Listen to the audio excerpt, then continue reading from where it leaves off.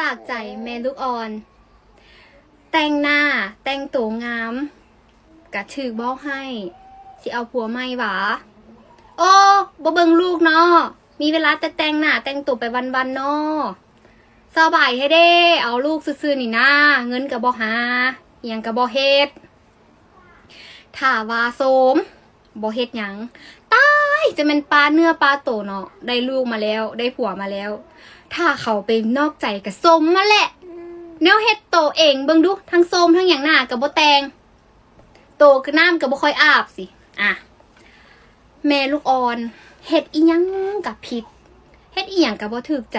ไปมืดแต่อยากบอกให้เข้าใจว่าแม่ลูกอ่อนก็อยากงามคือกันเวลาที่งามบ่ได้งามเพื่อไผงามเพื่อผัวบ่อยากให้ผัวอายเวลาที่ออกไปใส่กับผัวอยากให้ผัวอยากให้คนอื่นมองว่าเจ้ามีเมียงามเนาะ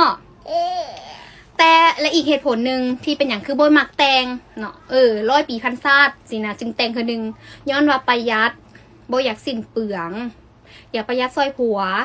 ผ่อนค่าใช้จ่ายในการแต่งตัวแต่งหน้าต่างๆนานาเนาะให้เข้าใจน้ำกันว่าแม่ลูกอ่อน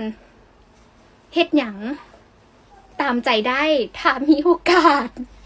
ประเด็นคือมันบ่มีโอกาส ผัวและครอบครัวการุณาเข้าใจแม่ลูกอ่อนบ่ได้ง่ายบ่ได้สบายคือที่คิดโดยเฉพาะผัวเมียเอาลูกอยู่เฮือนบ่ได้สบายลูกบ่ได้เนี่ยบ่ได้คือผ่าพับไว้